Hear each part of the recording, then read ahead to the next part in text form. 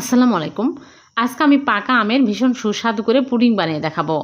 এই পুডিং খেতে কিন্তু দুর্দান্ত স্বাদের হবে। প্রথমে আমি হাফ কাপ সাবুদানা সিদ্ধ করে নিয়েছি। এখন আমি চুলায় একটা প্যান বসিয়ে দিয়ে দিচ্ছি হাফ লিটার লিকুইড দুধ আর দিয়ে দিচ্ছি 2 চামচ আগার আগার পাউডার আর চিনি হাফ কাপের একটু কম আর কর্নফ্লাওয়ার 1 টেবিল চামচ দিয়ে ভালো করে নেড়েচেড়ে মিক্স করে তারপরে চুলার উপরে দিয়ে অন করে জাল করে নিব। আমের পিউরি মাঝে মাঝে দিয়ে আমি নেড়েচেড়ে চুলা থেকে নামে এই মোল্ডে ঢেলে নিলাম।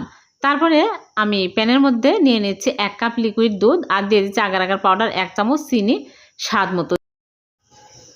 তারপরে দিয়ে দিচ্ছি সাবুদানা দিয়ে নেড়েচেড়ে চুলার উপরে দিয়ে অন করে দিয়ে নেড়েচেড়ে জাল করে এই মোল্ডের মধ্যে ঢেলে নেব। তারপরে আমি আবারও আমের মিশ্রণগুলো চুলার উপরে দিয়ে নরম করে দিয়ে দিলাম। এখন আমি নরমাল ফ্রিজে রেখে দেবো ঠান্ডা পর্যন্ত। ঠান্ডা হলে বের করে কেটে আপনাদেরকে দেখাচ্ছি। হয়ে গেল আমার সাবুদানার ভীষণ সুস্বাদু পুডিং। ভালো লাগলে লাইক কমেন্ট শেয়ার করে দেবেন। আল্লাহ হাফেজ।